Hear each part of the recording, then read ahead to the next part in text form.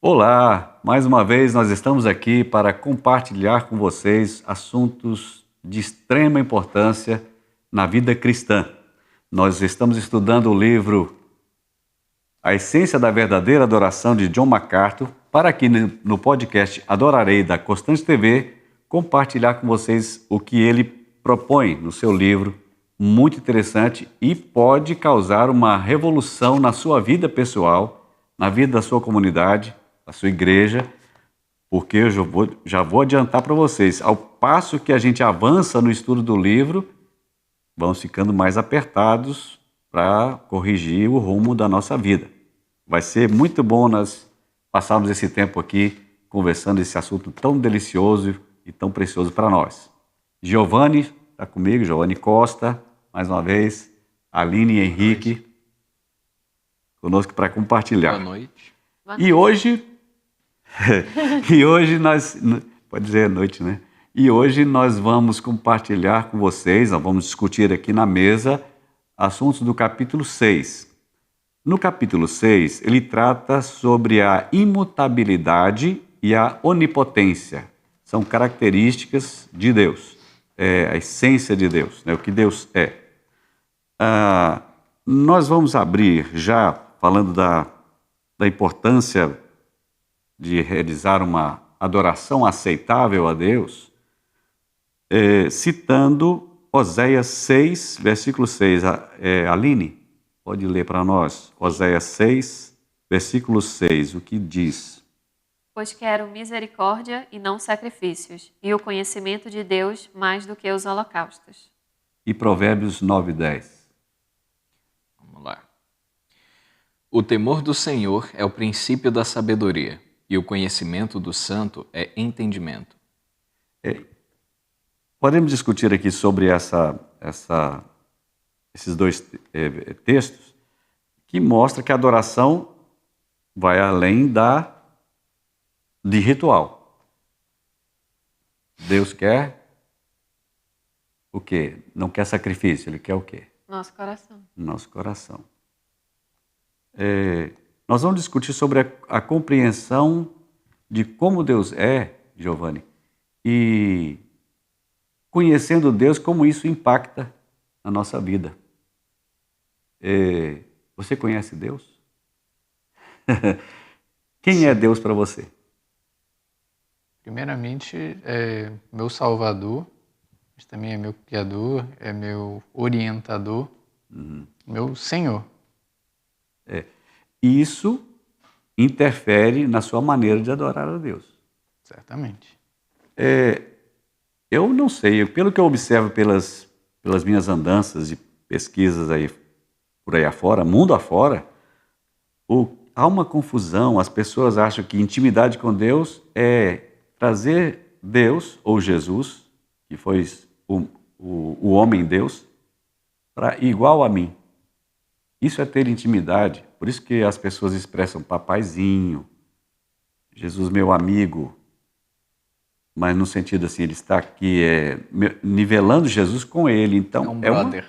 É um brother, Jesus é um brother. Então, a adoração, se a pessoa tem esse conceito de Jesus, a adoração a ele vai expressar esse pensamento. Eu já vi até na internet alguém falando que Jesus era um amorzinho. Pois é, Jesusinho querido, né? Papaizinho querido, é o Deus do céu. É porque a gente antropomorfiza, né, de certa Tanto, forma. né? Não dá nem para dizer isso, porque Deus... Jesus é antropomórfico porque ele é humano, assim como é Deus, né? Mas a gente traz para nosso mundano aquilo que é divino. E eu acho que isso é muito reflexo da nossa sociedade, porque a gente não tem contato, ninguém vivo hoje em dia tem esse contato aqui com uma monarquia antiga. Na época que se você desse um pio perto do rei ou sobre o rei sem ser chamado, você morria. Então a gente não tem esse conceito de o quão pesado é falar rei. pra gente, tipo, sei lá, a gente pensa no presidente. Nós não Você temos- pode xingar no Twitter Nós que não não temos tem essa problema, vivência, essa sabe? experiência para falar que... E aí, quando fala que Deus é rei, a gente não tem isso. Porque a gente pensa no nosso conceito, né? Mesmo que o conceito de rei antigo ainda não englobe exatamente quem é Deus, que é rei sim, mas é muito mais do que isso. Mas pelo menos ele tinha um conceito mais de tipo, tá, se ele é Deus, então tem uma outra forma de eu me portar aqui. Não é desse jeito, não. E a gente não tem isso, porque a gente não tem esse conceito de rei. Então nem isso a gente tem como base para começar a entender o quão grandioso, quão santo, né, divino é Deus. Mesmo se a gente vivesse nessa época, né, do Brasil Império, o conceito de rei humano é bem diferente, né? No geral tem essa Tudo é perda do de rei. reverência, assim, né? Recentemente eu vi até uma questão sobre pessoas se sentindo julgadas pela forma como elas se vestiam na igreja. Mas num sentido de, não, por exemplo, uma pessoa que não tem condição financeira e ir com uma roupa mais simples, algo assim. Não era isso. Era a pessoa que ia de qualquer jeito para a igreja, entendeu? E aí ela fala, estou me sentindo julgado aqui, estou sentindo que as pessoas me olham feio, ou até pessoas comentaram comigo que eu não deveria vir assim para a igreja, mas achei que era um lugar que eu ia ser aceito, alguma coisa assim. E não, a questão não é essa, mas é que as pessoas elas têm que saber onde elas estão. Assim como num casamento, uma pessoa não vai vestida de chinelo e bermuda, né? Isso, exatamente. O convidado, a convidada não vai vestida de branco, né? Você não pode entrar num órgão público, um julgamento, né? Num júri de chinelo e bermuda, usando uma máscara de cavalo. Não pode usar uma coisa assim, entendeu? Aline, mas daria um bom meme se alguém fizesse. Daria. Hoje é meme. Aline, como que em nossa limitação compreender o suficiente de Deus, como é que nós vamos poder compreender nessa limitação, conhecer o suficiente de Deus para adorá-lo de forma aceitável? A gente falou sobre uma questão de falta de reverência, que acontece isso, mas realmente também é uma questão da nossa limitação de sabedoria, de entendimento. E o autor traz que a gente consegue conhecer Deus até um certo ponto, que é o que ele nos mostrou sobre ele, e é principalmente por meio da sua palavra. E nós seres humanos, a gente quer entender tudo, a gente é assim, curioso, criativo, quer entender os mínimos detalhes, mas Deus, ele mostrou até uma parte. E aí, além disso, a gente tem que se contentar e não querer saber mais. O texto que o Henrique leu, Provérbios 9:10. Para eu ler de novo? O temor do Senhor é o princípio da sabedoria, e o conhecimento do santo é entendimento. Olha só, fala de temor, conhecimento e entendimento. Se a pessoa tem o temor de Deus, ela vai ser uma pessoa sábia e alcança o entendimento, o conhecimento e o entendimento das coisas espirituais e do que Deus quer de nós, né? Então, vamos conversar um pouco sobre a dificuldade de conhecer Deus. A Aline já começou, vamos falar um pouco mais sobre essa dificuldade de conhecer Deus que tanto prejudica o nosso relacionamento com Ele e também nossas ações de adoração. Está na roda. Por que é tão difícil? Eu acho que tem muito tem a nossa limitação humana, tem o fato de que o relacionamento com Deus é diferente de qualquer relacionamento humano que você tenha, porque até a questão de... Eu já vi uma ilustração de, tipo, confiar em Deus, que Deus é Pai e Ele cuida de nós, né?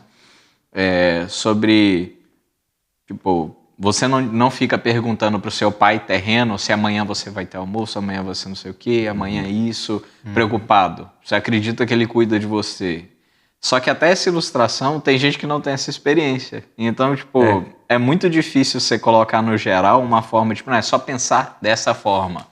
Tipo, ó, pensa como se fosse esse tipo de relacionamento terreno.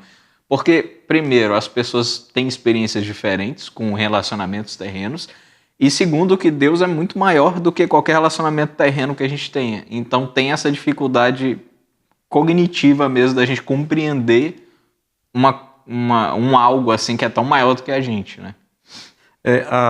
A nossa tendência é tentar humanizar Deus, usando metáforas, Exatamente dizendo isso. o que ele não é. Uhum. Por exemplo, Deus é santo porque não tem pecado. Uhum. Deus é infinito porque não tem limitações. Né? Eu, nesse aspecto também de dificuldade, eu e a Ana assistimos um filme recentemente chamado A Forja. Ainda vou assistir. Também quero Excelente, ver. excelente filme. E tem uma cena que me chamou bastante a atenção, que tem um rapaz que ele se converte e ele tem um momento em que ele fala, ele tá acabou de se converter, então ele tá muito coração inflamado ali, ele pergunta, olha, eu quero receber tudo, né? Eu quero tudo que o Senhor tem a me oferecer e tal. E aí o rapaz que está discipulando ele diz assim, então, lê esse versículo aqui comigo. E aí diz lá, né? Toma a tua cruz e segue-me. Mas o que é isso? O que é isso? O que é tomar a cruz, né? Aí ele fala, significa que tem alguma coisa que vai ter que morrer. E você precisa descobrir o que é isso. Porque, para mim, por exemplo, foi eu me livrar de um esporte que eu gostava muito. Eu gostava muito de fazer isso e tive que parar de fazer isso para poder me dedicar no meu relacionamento com o Senhor. Aí ele fala, mas para mim é fácil, eu não gosto de jogar esse esporte aí, né? Não tem problema. Ele, não, você não está entendendo. Para mim era isso, mas você tem que descobrir o que na sua vida está ocupando o lugar de Deus. E eu pensei muito nisso, né? Uma das maiores dificuldades que a gente tem é quando tem coisas que começam a ocupar o lugar de Deus na nossa vida. E aí, no caso desse rapaz, ele estava começando a caminhada cristã dele, mas nós sabemos que, nós que já estamos nessa caminhada há algum tempo, sabemos que não é uma coisa que acontece uma vez, que eu vou uma vez descobrir o que está atrapalhando o meu relacionamento com Deus e, de repente, está tudo desbloqueado agora Não. vai. É constante. Vai ter momentos que a gente volta e a gente precisa estar atento a isso também. Uma coisa que eu destaquei na escrita dele nesse tópico é, quando usamos símbolos humanos para descrever Deus, precisamos nos lembrar que Ele é o padrão supremo, infinito, e não a cópia. Achei muito interessante.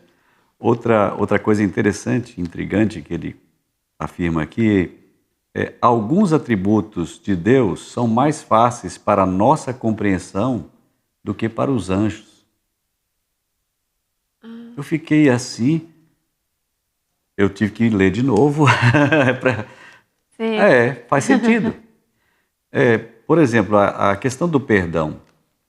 O anjo não entende o que é perdão. Ele nunca foi perdoado.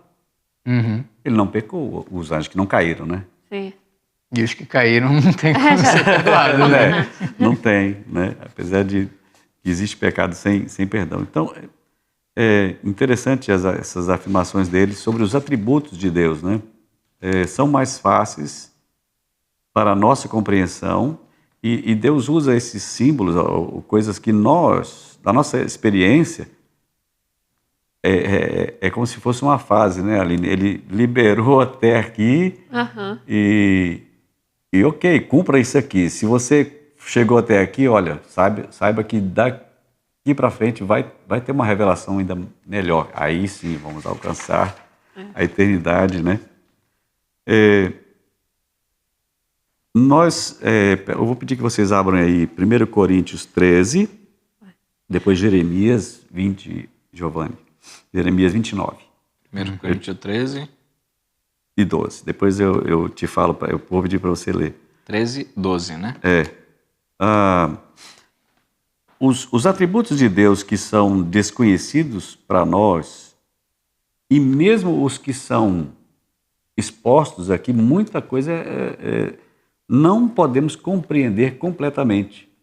Isso traz como você falou, uma dificuldade para a gente manter a adoração aceitável, a nossa oferta aceitável, porque todo dia nós temos que avaliar nossa conduta, porque cada dia nosso é o nosso presente que recebemos de Deus, mas é a nossa oferta também.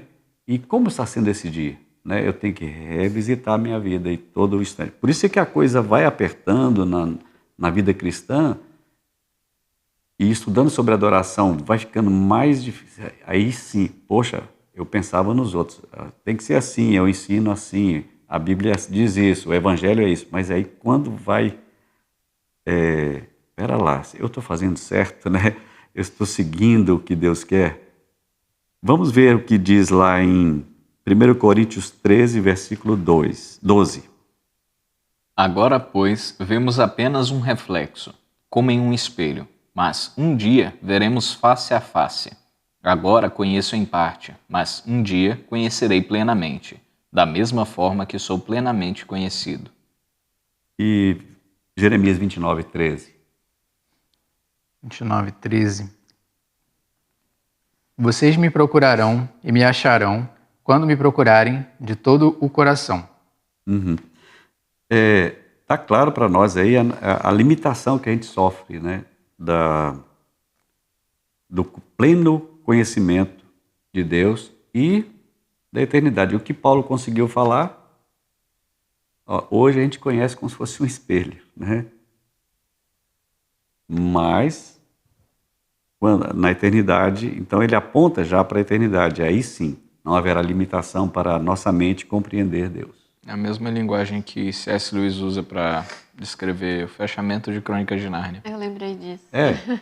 Que eles veem Nárnia realmente como é. Uhum. E ele usa justamente a ideia do espelho, que antes era como se eles vissem um reflexo através de um espelho, e hoje eles veem Nárnia verdade, realmente como é. Muito importante isso. Tudo que nós conhecemos hoje ainda não é o suficiente. Mesmo o que nós conhecemos ainda traz essa imperfeição na nossa prática, na nossa vida, na busca mesmo com todo o coração, né? A gente com intenção, buscando Deus, conhecer Deus, a sua palavra ainda é insuficiente. Nós não chegamos na plena compreensão do Deus que nós adoramos. E isso é um prejuízo na nossa caminhada, na nossa adoração. Mas é a nossa luta constante. E no próximo bloco, nós vamos continuar conversando sobre a adoração, a essência da verdadeira adoração, no capítulo 6, mais um tópico. E não esqueça de sempre, se achar relevante, compartilha, dá o seu gostei, comente e nos aguarde para o próximo bloco. Até já. Muito bem, estamos de volta com o podcast Adorarei da Constantes TV, discutindo um assunto muito importante para a nossa vida cristã, que é a essência da verdadeira adoração, baseado no livro de John MacArthur. E mais uma vez, nós vamos compartilhar aqui o que diz aqui no capítulo 6 sobre a imutabilidade de Deus e a onipotência de Deus. Nós vamos destacar aqui esses dois atributos de Deus e como eles, o conhecimento desses atributos de Deus, desses dois atributos, Deus é imutável e Deus é onipotente, como ele acontece, o que impacta na nossa vida, né? Esses dois conceitos. Deus não muda o seu caráter, vontade ou essência. Abra, por favor, aí Salmo 102. Salmo 102, a Aline está aí com o Salmo 102, Henrique Malaquias 3, 6. O 102, 25 e 27, né? O que diz lá 102, 25 e 27? A 27. Desde a antiguidade fundaste a terra, e os céus são obra das tuas mãos. Eles perecerão, mas tu permanecerás. Todos eles envelhecerão como uma vestimenta. Tu os mudarás como roupa, e assim ficarão. Mas tu és o mesmo, e teus anos não terão fim. Malaquias 3, 6. De fato, eu, o Senhor, não mudo. Por isso, vocês, descendentes de Jacó, não foram destruídos. Tiago 1,17. Deus é imutável. Deus não muda, nunca mudou. A gente estava conversando no intervalo aqui sobre Zacarias, um trabalho que eu fiz no seminário. Interessante, lá ele fala sobre a espada que ele, Zacarias falando contra ele mesmo. Não vou falar sobre o texto, mas assim, já Zacarias avisando que Deus enviaria Jesus para morrer. Não seria Deus contra ele mesmo, mas aí o que resumo da história é o seguinte: o que Deus estabeleceu na eternidade já está estabelecido. Não vai mudar, nada vai mudar. É apavorante até saber disso, mas é porque nós estamos limitados, né? A eternidade está diante de Deus. O tempo está diante de Deus, ele está na eternidade. E nós estamos presos ao tempo. E tudo que tem que acontecer, vai acontecer. O Deus é o mesmo. Impressionante isso. Tiago 1,17. Toda boa dádiva e todo dom perfeito vem do alto, descendo do Pai das luzes, que não muda como sombras inconstantes. Uhum. Nós mudamos, né? Eu não sei se está logo nessa sequência aqui, mas eu lembrei de um fato que o John MacArthur cita, é o seguinte: quando a Bíblia fala que Deus se arrependeu, ou traz o antropomorfismo, né?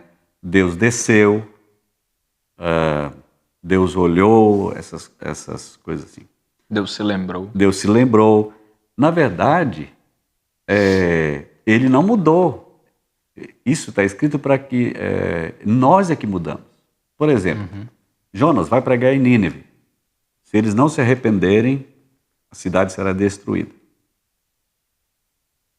Aí lá fala, Deus se arrependeu de destruir? Não. Não, a cidade se arrependeu. A cidade se arrependeu.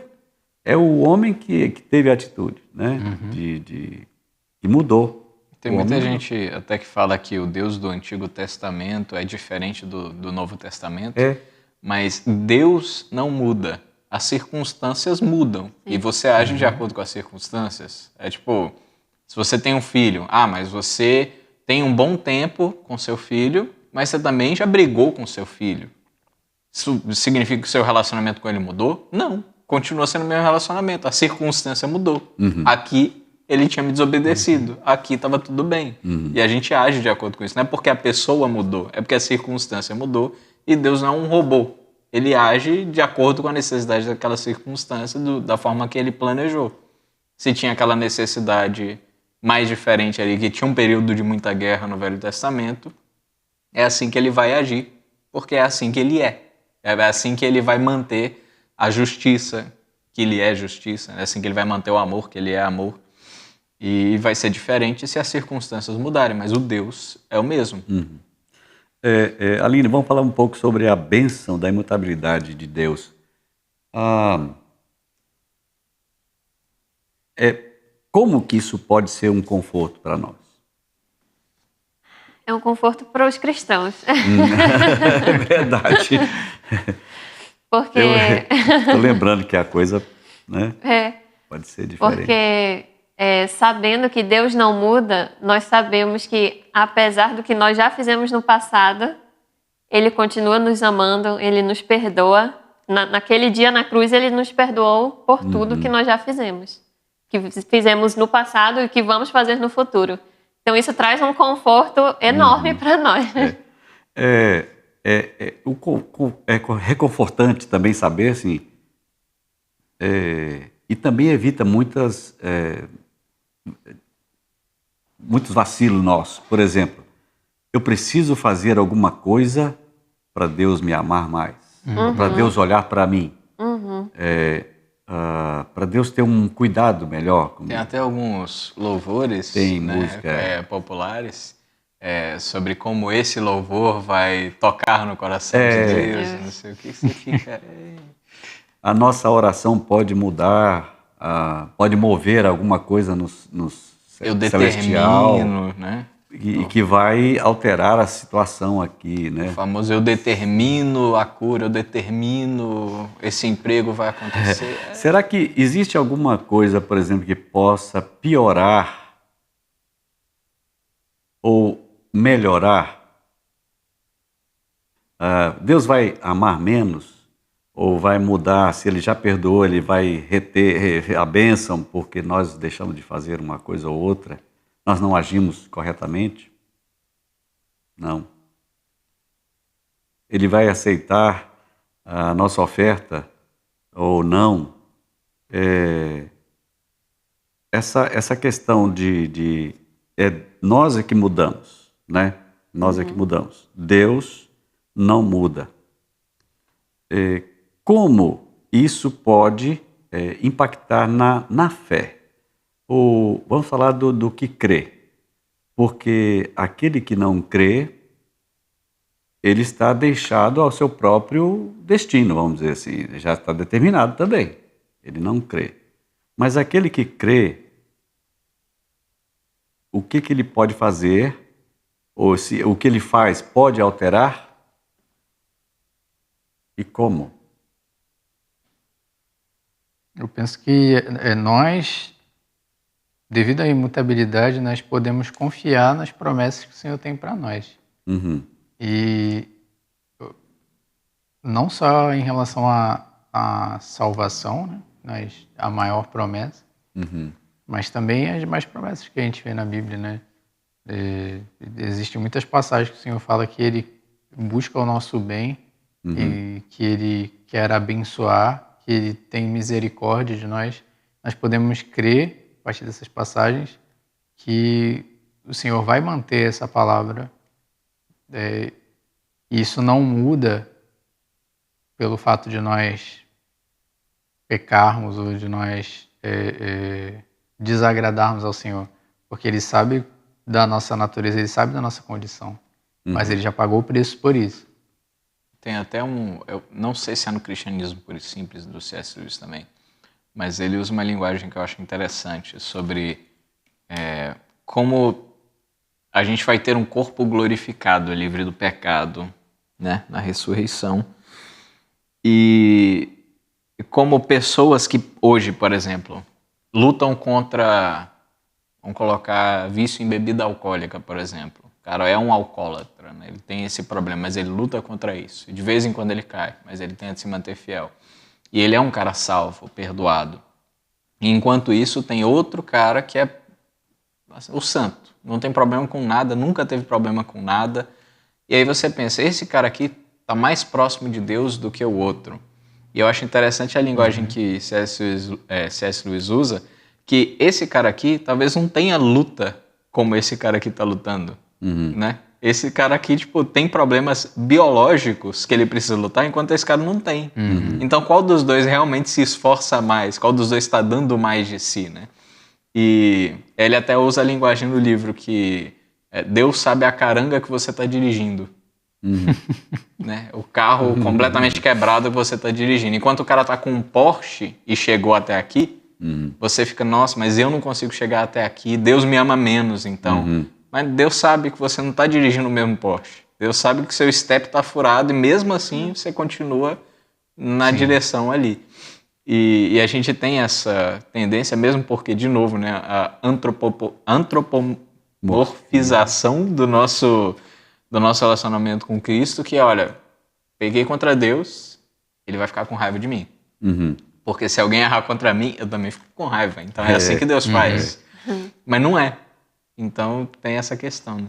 Lembrando que Deus é o padrão supremo, nós não podemos pensar em Deus como se fossem as pessoas humanas. Apesar dessa forma humana que nós temos nas Escrituras, descer, arrepender ou agir de uma forma ou de outra,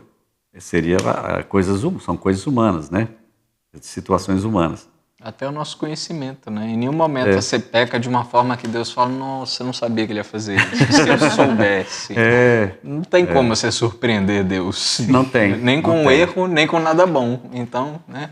Agora, nós somos surpreendidos constantemente, né? Deus nos surpreende. Por exemplo, falando sobre bênçãos da salvação, Deus não revela tudo de uma vez. Tanto é que nós vemos a Bíblia, você sabe o termo em alemão? A Bíblia é a história da salvação? Heilsgeschichte. Heilsgeschichte. A Bíblia é a história da salvação. Poxa, por que Deus não revelou de Gênesis a Apocalipse de uma vez para todo mundo, né? Não. É exatamente o que eu falei.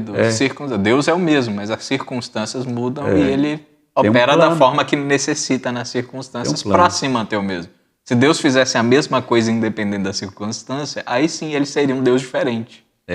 E a bênção, uma das bênçãos, né, da imutabilidade de Deus para nós é saber que amanhã tem mais, né? O maná vai cair amanhã.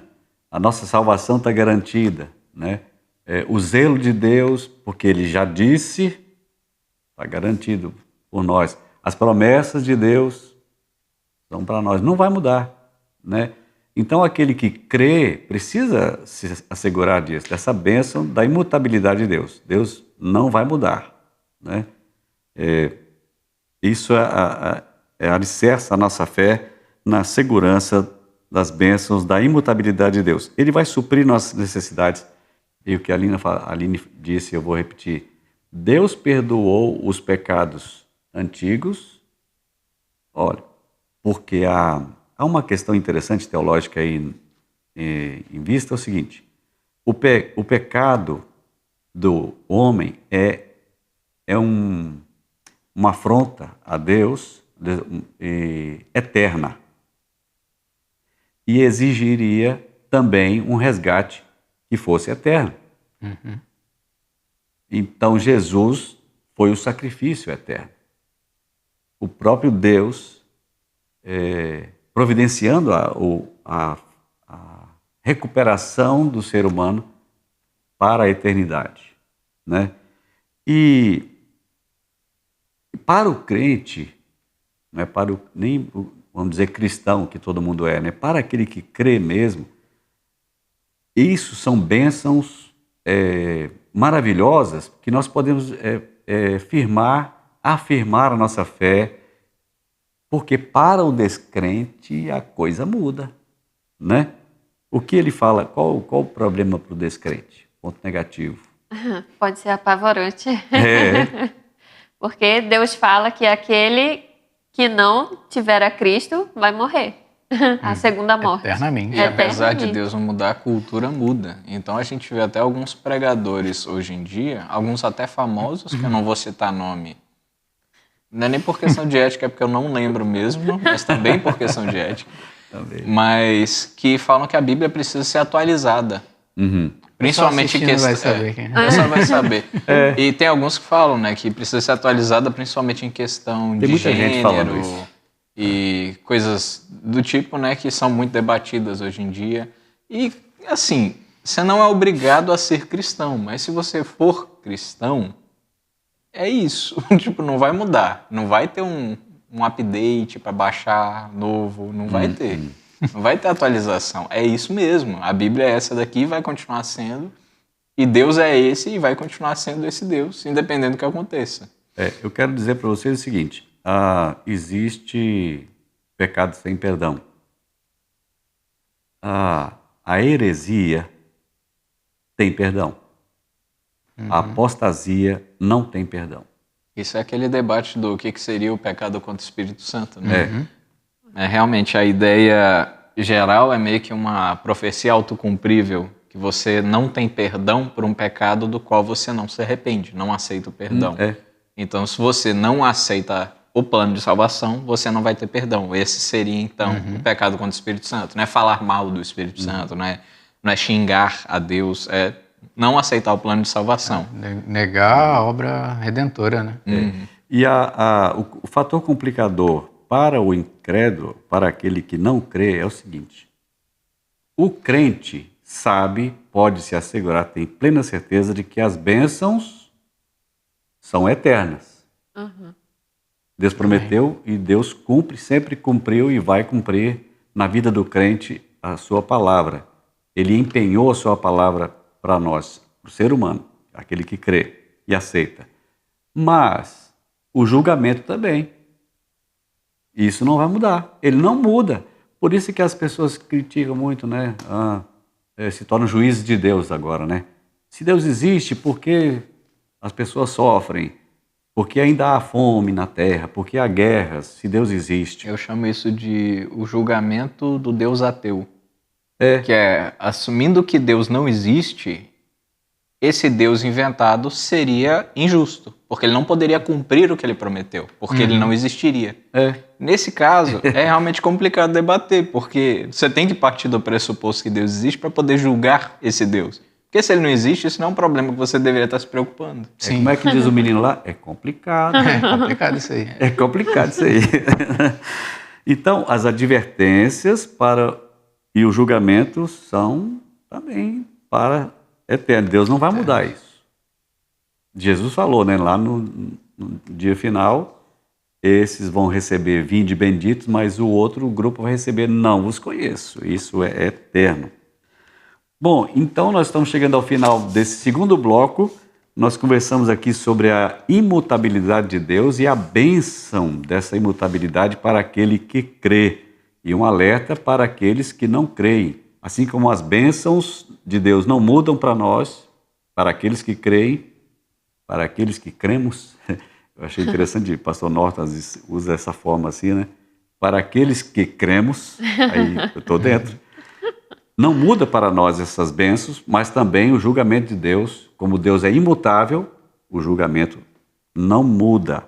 E nós voltamos no próximo bloco, sempre lembrando que você precisa compartilhar, deixar o seu comentário sobre todo o assunto que nós estamos colocando aqui. Estamos de volta para o terceiro e último bloco de hoje, falando sobre a essência da verdadeira adoração, discutindo o capítulo 6 do livro de John MacArthur. O Deus imutável e onipotente. Nesse capítulo, nós estamos entendendo um pouco mais, ou discutindo um pouco mais sobre a compreensão do ser humano que precisa de Deus para que a adoração seja aceitável.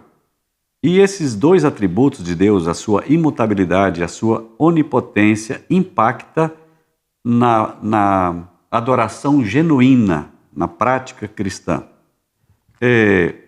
O termo todo-poderoso, o El Shaddai, né, aparece 56 vezes na Bíblia e se refere exclusivamente a Deus. Não existe outro ser todo-poderoso. É omnipotente, potente. Seria o latim potentes. Vamos falar sobre a natureza do poder de Deus. Quem puder abrir Isaías 40, 28 aí, por favor. Se Deus é onipotente, significa que não há limites para o poder de Deus. Não há limites. Pensa, uma coisa assim, Deus é todo-poderoso. Aquele filme não chega perto. Não chega perto, né, de explicar esse poder de Deus. Isaías 48, 28 diz o quê? 48, né? 40, 28. 40, 28. Será que você não sabe? Nunca ouviu falar? O Senhor é o Deus eterno, o Criador de toda a terra. Ele não se cansa nem fica exausto, e a sua sabedoria é insondável. Olha, se a gente leva uma vida sem observar a leitura da Bíblia e sem atentar para detalhes como esse, por exemplo, a gente fica meio perdido nesse mundão aí com tantos pregadores e de tantos estilos. Pensa bem, esse texto é tão contundente, né? Deus não se cansa, ele não se esgota, ele não tem noite, não tem descanso para Deus. Ele não precisa disso, ele é. Imagina um ser assim, está fora da nossa ossada, né? Da nossa compreensão tão limitada. Como nós podemos chegar a esse ponto de compreender essa onipotência de Deus? Isso para aplicar na nossa adoração. Está na mesa. Joguei. O autor começa falando que, de novo, para a gente começar a entender, tem que falar algo na negativa. Verdade. Não há nada que ele não possa fazer. Então, é a primeira forma para a gente tentar entender como que Deus pode ser todo-poderoso. Interessante que Jesus lembrou isso depois, né? Os discípulos também. Ressuscitar Lázaro. Mas, Senhor, ele já cheira mal, tem 4 dias, olha, ele já está lá no além. Para Deus. Foi o que disse o anjo para Maria também, né? Como? Eu não sou casada, não tenho homem na minha vida, né? Sou prometida, mas no meio natural não é possível. O anjo fala, para Deus nada é impossível. A Bíblia inteira é uma história sobre como o ser humano tenta segurar as rédeas da situação por conta própria e sobre como Deus está falando. Vocês ainda não entenderam até onde vai o negócio, né? Mas tem 4 dias, vocês ainda não entenderam o negócio, né? Não tem limite. Fica até engraçado Deus olhando para nós.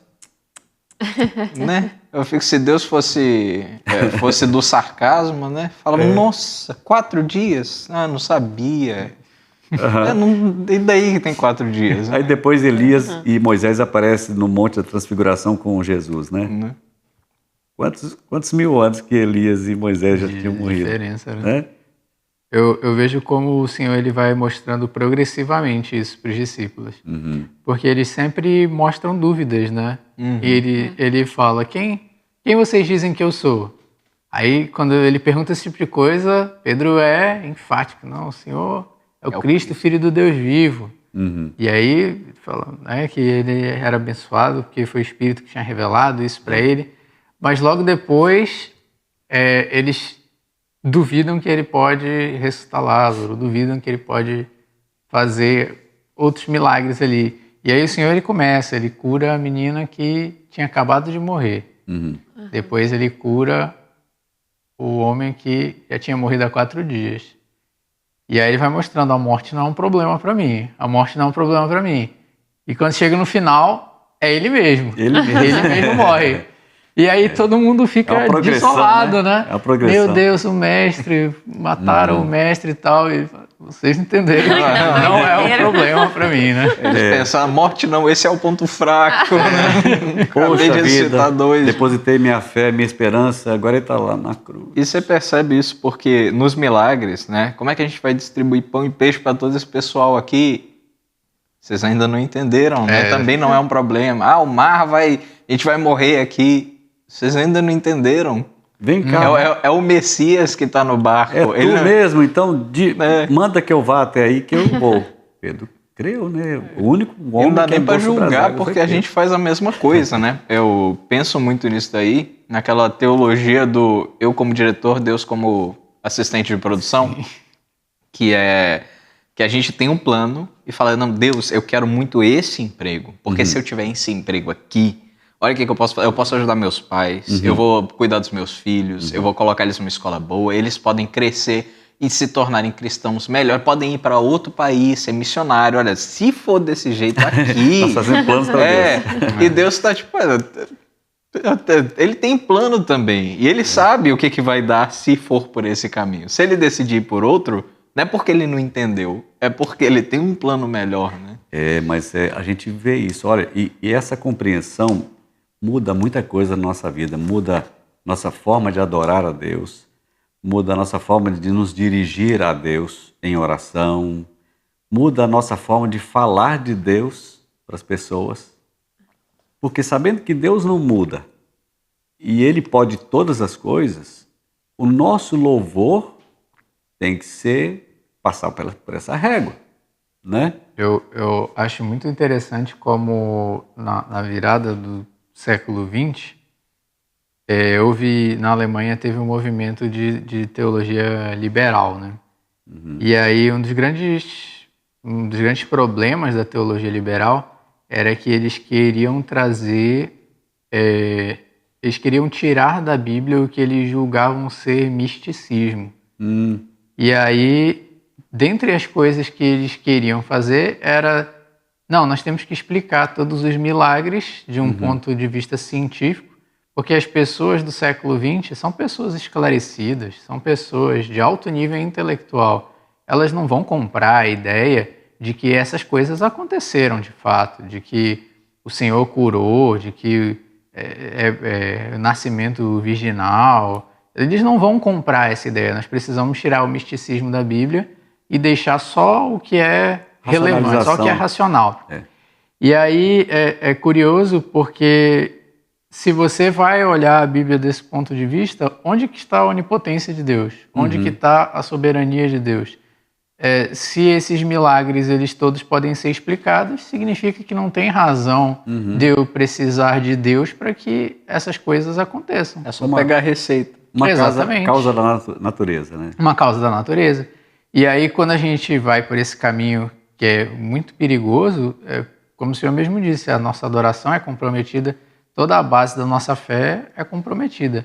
E teve muitos teólogos liberais na Alemanha que eles perceberam isso cedo o suficiente para sair desse caminho. E, de fato, voltaram para ter essa compreensão de que não é um misticismo, simplesmente, mas o Deus que ele é poderoso para criar o universo, ele é poderoso para fazer todas as coisas que a Bíblia coloca para a gente. E também, por conseguinte, é poderoso, tem poder sobre a morte e tem poder para nos salvar do pecado, tem poder para espiritualmente curar o nosso maior problema, né?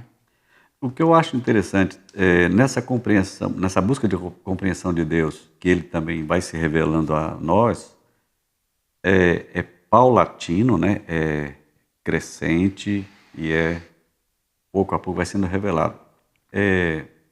As pessoas são tão rudimentares, a pregação, o apelo popular, né, é tão rudimentar que hoje muitas pessoas acham que têm direito. Eu tenho direito, por isso eu posso declarar. O barro tem algum direito sobre o oleiro? Exatamente. O barro pode dizer, não, eu não quero essa forma, eu determino, eu declaro, palavra tem poder, né? Vocês concordam que é Deus que tem todo o direito sobre a sua criação, né? Isso muda muita coisa, muda a forma da mensagem do Evangelho, da pessoa crer. Eu não tenho direito. Será que as pessoas não entendem isso? Qual a dificuldade? Eu sou criação, eu não sou o criador, então eu não tenho direito. Olha, a pessoa escreveu esse livro, ele tem o direito sobre esse livro. Eu comprei o livro. Ô escritor, o que você escreveu aqui está errado, muda. Não, o livro é dele. Eu não posso falar para ele que não é assim. Se eu não concordo, a discordância fica comigo, o problema é meu. Mas eu não posso falar que a obra não é minha. Mas o homem tem se achado no direito de cobrar de Deus, porque eu sou filho do rei, eu posso determinar. E vão então em busca das coisas que Deus pode oferecer, porque ele tem todo o poder, mas não se submete na obediência que nós lemos lá, né, no Isaías. 40, ele não 28. quer sacrifício, né? O primeiro texto. O ser humano, a questão do mérito, por exemplo, é muito colocada. A pessoa fala assim, não é mérito. Negam com todas as forças que não é mérito. Mas as ações, a a forma como se de obediência que querem apresentar para Deus é mérito. Eu preciso fazer alguma coisa para que Deus me abençoe. Olha, isso abrange toda a nossa vida. Muitas coisas ocorrem na minha cabeça aqui, o assunto vai longe se a gente abrir uma janela, um pop-up aqui. Mas vamos seguir aqui na nossa pauta. A soberania e o direito divino. Qual seria a responsabilidade do homem nessa relação com a soberania de Deus? O homem é responsável. Vamos levantar aí, Romanos 9, o que diz lá? Em Aline? É o 9:20? É. Ah, tá. Mas quem és tu, ó homem, para argumentares com Deus? Por acaso a coisa formada dirá ao que a formou, por que me fizeste assim? Não é? Qual é a responsabilidade do homem sabendo que Deus é o Criador? Obedecer. Obedecer. Eu tudo. fico pensando como isso se enquadra em muitos discursos hoje que a gente ouve, né? As pessoas querem dizer que são o que não são, e querem obrigar que a sociedade aceite que ela tem que ser reconhecida da forma como ela acha que tem que ser reconhecida. E a gente vê Paulo colocando isso aqui, né? Acaso aquilo que é formado pode dizer ao que formou, por que me fizeste assim? Como eu posso escolher, eu não quero ser assim mais. Não tem jeito, né, de mudar. Deus não muda e nós somos barro, nós somos feitura de Deus.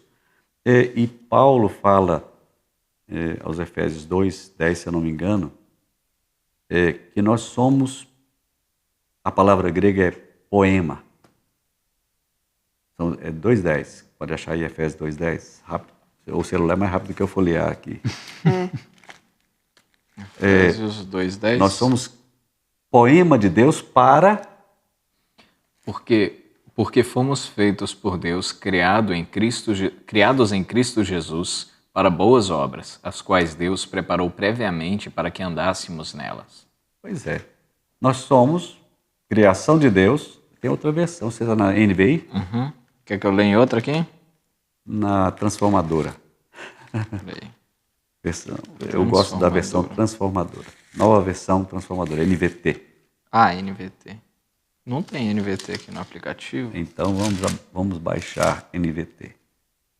Eu estou com a NVI aqui também, 2:10. É isso mesmo. Deus preparou para que andássemos, para que nós praticássemos. Porque somos criação de Deus. Essa palavra traduzir por criação é poema.